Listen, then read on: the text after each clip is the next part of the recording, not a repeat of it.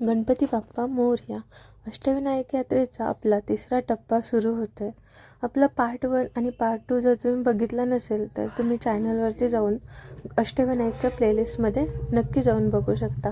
तर आज आपण बघणार आहोत एक म्हणजे विघ्नहर्ता आणि दुसरा डोंगरात वसलेला अद्भुत गणपती. ओझरचा गणपती विघ्नहर्ता म्हणून ओळखला जातो, म्हणजे सर्व विघ्न दूर करणारा. आम्ही सकाळी लवकर ओझरच्या गणपतीच्या दर्शनाला निघालो होतो.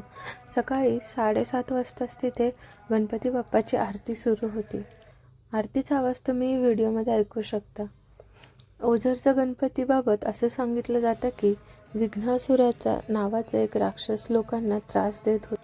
तेव्हा भगवान गणेशांनी त्यांचा पराभव केला आणि विघ्नासुराने शरणागती पत्करली आणि विनंती केली की तुमचं नाव माझ्या नावासोबत जोडलं जावं. म्हणून इथले गणपती झाले विघ्नहर्ता. इथल्या गणपतीच्या मूर्तीची वैशिष्ट्य म्हणजे तो डाव्या सोंडेचा गणपती आहे आणि अत्यंत प्रसन्न आणि शांत भाव आपल्याला बाप्पाच्या मूर्तीवर दिसतात. याही गणपती बाप्पाच्या डोळ्यांमध्ये हिरे बसवले असल्याची श्रद्धा आहे आणि ही मूर्ती पूर्वाभिमुख आहे. इथल्या मंदिराची रचना ही पेशव्यांच्या काळात विकसित झालेली आहे. इथे उंच अशी दीपमाळ म्हणजे दीपस्तंभ आपल्याला बघायला भेटतो. हा दीपस्तंभ म्हणजे या मंदिराचे एक विशेष आकर्षण आहे.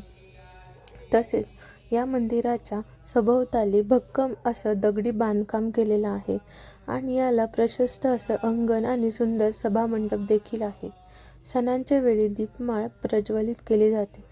ते दृश्य खूपच भव्य असतं. या दिवशी होती महाशिवरात्री. तर मंदिराच्याच दुसऱ्या साईडला आम्ही महादेवाच्या मंदिरात जाऊन तिथे पूजा केली. ओझरचा विघ्नहर्ता आपल्याला शिकवतो की जीवनात अडथळे तर येणारच, पण श्रद्धा असेल तर प्रत्येक विघ्न दूर होऊ शकतं. विघ्नहराचे दर्शन केल्यानंतर आम्ही अवघ्या 15 ते 20 मिनिटात पोहोचलो लेण्याद्रीच्या गिरिजात्मकाच्या पायथ्याशी. तिथे पोचल्यावर तिथे आम्हाला दिसलं की तिथे 300 पेक्षा अधिक पायऱ्या होत्या. प्रत्येक पायरीवर दम लागत होता, पण पोचल्यावर जो चेहऱ्यावर वारा आला तो सगळा थकवा घेऊन गेला. कठीण चढणानंतर खरे समाधान मिळतं. अष्टविनायकांपैकी लेण्याद्रीचा गणपती खूप विशेष आहे, कारण हा गणपती पार्वती मातेने येथे तप करून प्राप्त केलेला आहे. असं सांगितलं जातं की माता पार्वतीने या डोंगरावर कठोर अशी तपस्या केली आणि त्यानंतर भगवान गणेशांनी बाळ रूपात येथे अवतार घेतला.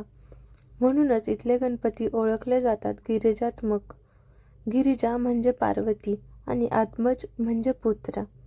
हे मंदिर डोंगरातील लेण्यांमध्ये आहे. सुमारे 280 ते 300 पायऱ्या चढून आपल्याला जावं लागतं. हे मंदिर 8व्या गुहेत आहे.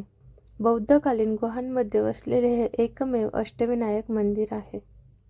इथे देखील आम्ही महादेवाची पूजा केली. या गिरिजात्मकाच्या संतती प्राप्तीसाठी विशेष श्रद्धास्थान मानले जाते. मातृत्व आणि भक्तीचं हा गणपती एक प्रतीकच आहे. या गणपतीकडे प्रार्थना केल्यावर सगळ्या मनोकामना पूर्ण होतात अशी भक्तांची श्रद्धा आहे. लेण्याद्रीचा गिरिजात्मक गणपती आपल्याला सांगतो की श्रद्धा आणि संयम असेल तर डोंगर चढणंही सोपं होतं. तुम्हाला आत्तापर्यंतचा हा प्रवास कसा वाटला मला कमेंट्समध्ये नक्की कळवा आणि लवकरच आपण भेटूया पुढच्या व्हिडिओमध्ये. थँक्यू.